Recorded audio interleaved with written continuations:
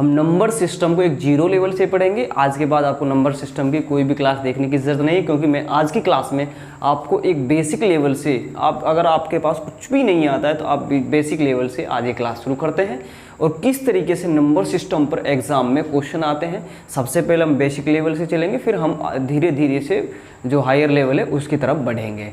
तो आप सभी से रिक्वेस्ट है, अगर आप चैनल पर नए तो प्लीज़ बेल आइकन को प्रेस करके चैनल को सब्सक्राइब कर लीजिए, ताकि हर वीडियो का नोटिफिकेशन सबसे पहले आपको मिले। तो चलिएगा आज की क्लास हम शुरू करते हैं। तो सबसे पहले हमें समझना होगा कि नंबर सिस्टम क्या होता है। कि जो नंबर सिस्टम होता है कि वो आपस में एक संबंध होता है, कि संख्याओं के बीच में आपस में किस तरह से संबंध होता है, वो नंबर सिस्टम में आता है। अब बात करें हम इसके अंदर जो इम्पोर्टेंट चीज़ है नंबर सिस्टम के अंदर, वो होती है डिजिट्स। कि डिजिट्स क्या होती है, उसको बोलते हैं अंक। अब अगर हमें डिजिट्स के बारे में नहीं पता होगा तो हम नंबर को नहीं पहचान सकते। जैसे फॉर एग्जांपल मान लीजिए हमारा 25 लिखा हुआ है, ये 5 है, ये 2 है, तो ये डिजिट्स ही तो है, ये अंक ही तो है, तो ये तभी तो हम पहचान पाए कि ये 25 है, क्योंकि हमने पहचान पाया कि यहाँ पे ये 2 था, ये 5 था।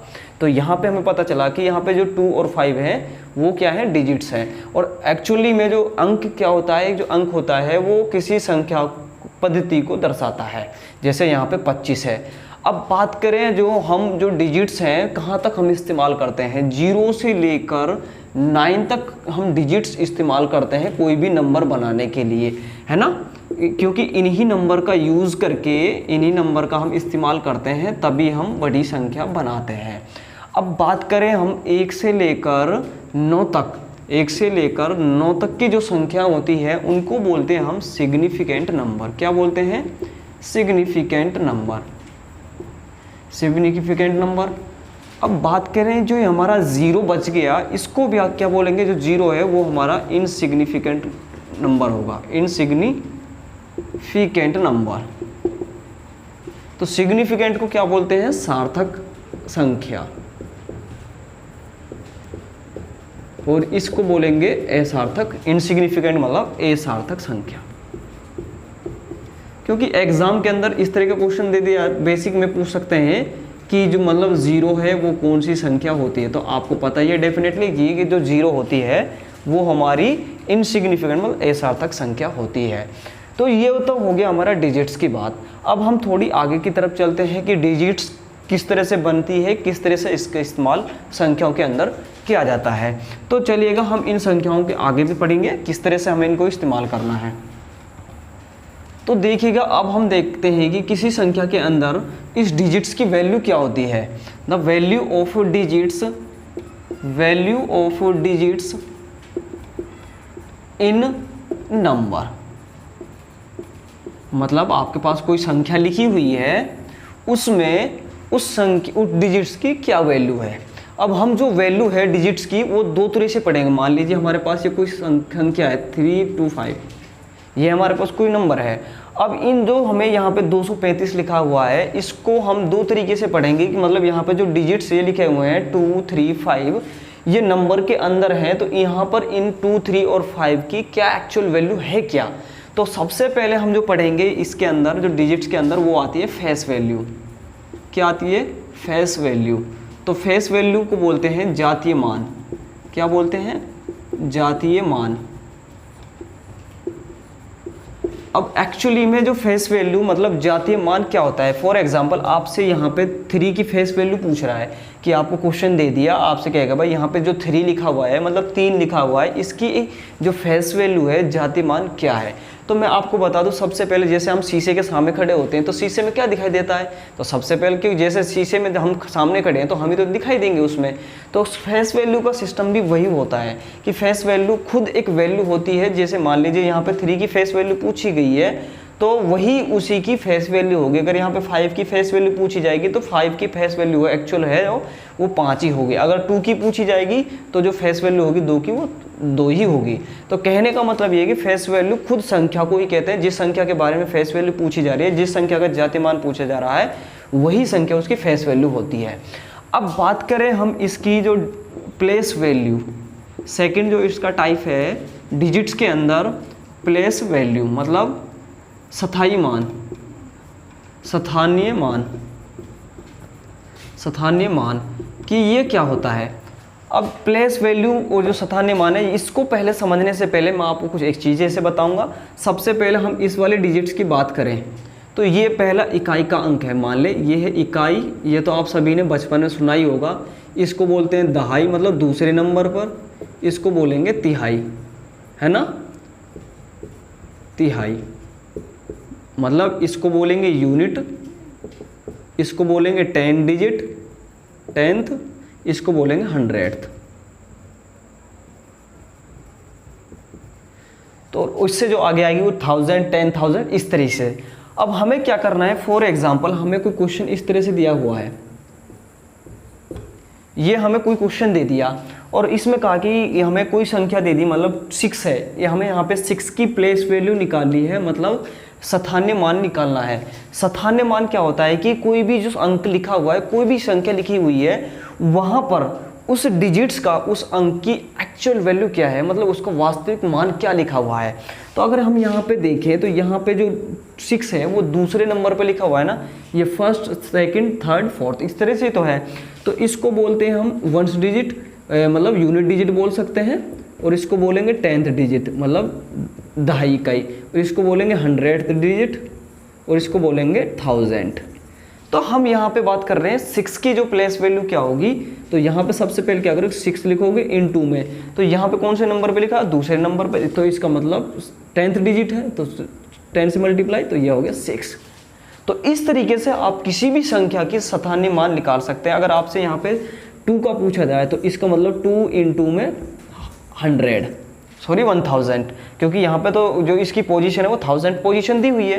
तो इस तरीके से हम यहाँ पे इन कोई भी संख्या आपको दे दी जाए तो आप सिंपली उनकी प्लेस वैल्यू निकाल सकते हैं। तो इस तरीके से डिजिट्स क्या है, कोई भी नंबर है उसके अंदर डिजिट्स की वैल्यू एक्चुअल पूछी जाए तो आप सिंपली इस तरह से निकालते हैं प्लेस वैल्यू, और आपकी जो फेस वैल्यू वो आप सिंपली आप समझ पाए होंगे। तो चलिएगा हम इसकी थोड़ी सी आगे की तरफ चलते हैं ताकि और ये सारा कॉन्सेप्ट हमारा क्लियर हो जाए। अब पढ़ेंगे कि जो हमारे नंबर्स होते हैं वो कितने टाइप्स के होते हैं। अब हमने तो डिजिट्स के बारे में भी पढ़ लिया और कि किस तरह से ये डिजिट्स वर्क करती हैं, किस तरह से हम इनकी वैल्यू फाइंड करते हैं। अब बात करेंगे सबसे पहले हम types of numbers, types of number, जो संख्याओं के प्रकार कितने होते हैं। तो पहली होती है नेचुरल नंबर।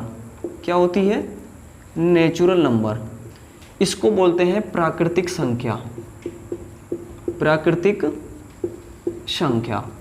अब एक्चुअल में प्राकृतिक संख्या बनी कैसे है, क्योंकि इससे पहले जब आदि मानव का टाइम था, काफ़ी बहुत समय पहले कोई लोग जानते नहीं थे कि प्राकृतिक संख्या क्या होती है और किस तरह से ये संख्या बनी। क्योंकि किसी भी चीज़ को काउंट करने के लिए हमें नंबर्स की ज़रूरत होती है। कोई भी चीज़ हम गिनेंगे, पैसा हो या कोई भी चीज़ हो, उनको गिनने के लिए हमें काउंटिंग की ज़रूरत है, मतलब नंबर्स की ज़रूरत है। तो वहीं से हमारी प्राकृतिक संख्या बनी। तो प्राकृतिक संख्या होती है वो हमारी 1 से लेकर 9 तक होती है। ये बात ध्यान रखना है। पहली बात ये कि जो प्राकृतिक संख्या होती है, नेचुरल नंबर होते हैं, वो 1 से लेकर 9 तक होते हैं। अब जो हम प्राकृतिक संख्या होती है उनको हम रिप्रेजेंट करते हैं, मतलब दर्शाते हैं, वो n सिंबल होता है, n। अगर इस तरह से हम इनको इस ब्रैकेट के अंदर इस तरीके से प्राकृतिक जो संख्या होती है उनको हम इस तरीके से दर्शाते हैं। ये तो हो गया प्राकृतिक संख्या। और जो भी हमारी ये प्राकृतिक संख्या होती है, तीसरी पॉइंट ये कि ये हमेशा पॉजिटिव संख्या होती है। क्या होती है, पॉजिटिव संख्या होती है। पॉजिटिव मतलब हमारी धनात्मक संख्या है, पॉजिटिव को मतलब धनात्मक संख्या है। ये 3 बातें हमें इस जो नेचुरल नंबर है उसके बारे में ध्यान रखनी है। अब बात करें हम इसका जो सेकेंड टाइप है वो होता है हमारा होल नंबर। क्या होता है, होल नंबर। अब ये 1 से लेकर 9 तक तो संख्या होते हैं प्राकृतिक। अगर हम प्राकृतिक संख्या के अंदर 0 और ऐड कर दें, मतलब 0 से स्टार्ट कर दें उन संख्याओं को, तो वो हमारी होल नंबर बन जाती है। मतलब जो संख्या 0 से लेकर 9 तक होती हैं उनको बोलते हैं होल नंबर। ठीक है। अब ये एक डिफरेंस ये समझना है कि जो नेचुरल नंबर होती है और जो होल नंबर होती है, इनके बीच में जो बेसिक डिफरेंस क्या है कि जो नेचुरल नंबर होती है वो 1 से शुरू होती है और जबकि होल नंबर है वो हमारी 0 से स्टार्ट होती है। क्योंकि 0 इन संख्याओं के अंदर नहीं है, तो यही हमारा बेसिक डिफरेंस है। अच्छा, सेकंड टाइप क्या है इसमें, कि जो हमारी जितनी भी ये संख्या होती हैं, जो नेचुरल नंबर होल नंबर होते हैं, वो हमेशा पॉजिटिव होती हैं। सारी संख्याएं होती हैं, जितनी भी संख्या होंगी हमारी, वो सारी हमारी पॉजिटिव संख्याएं होती हैं। और जो हम सिंबल यूज करते हैं होल नंबर को दर्शाने के लिए, वो हम HW सिंबल का इस्तेमाल करते हैं, क्योंकि W सिंबल से हम इन सभी संख्याओं को दर्शाते हैं। तो इस तरीके से ये सारी चीज़ें हमें याद रखनी है कि 0 से स्टार्ट होती है होल नंबर हमारी, और हमेशा वो सारी संख्या पॉजिटिव होती हैं, और W सिंबल से हम उसको दर्शाते हैं। तो चलिएगा हम इसके जो अगला टाइप है उसकी तरफ चलते हैं।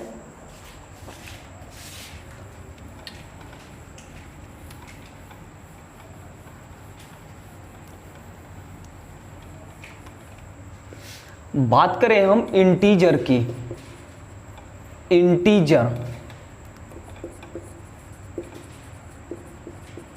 इंटीजर को बोलते हैं पूर्णांक।